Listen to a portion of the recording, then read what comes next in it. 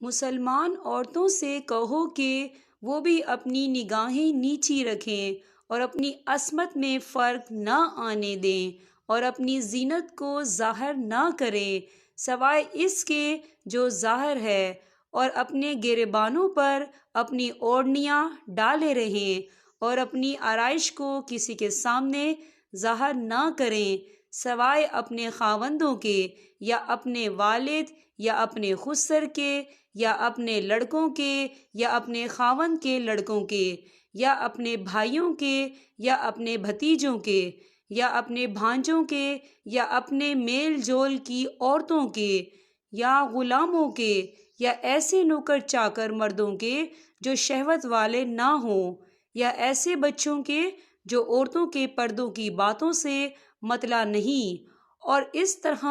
زور زور سے پاؤں مار کر نہ چلیں کہ ان کی پوشیدہ زینت معلوم ہو جائے۔ اے مسلمانوں، تم سب کے سب اللہ کی جناب میں توبہ کرو تاکہ تم نجات پاؤ۔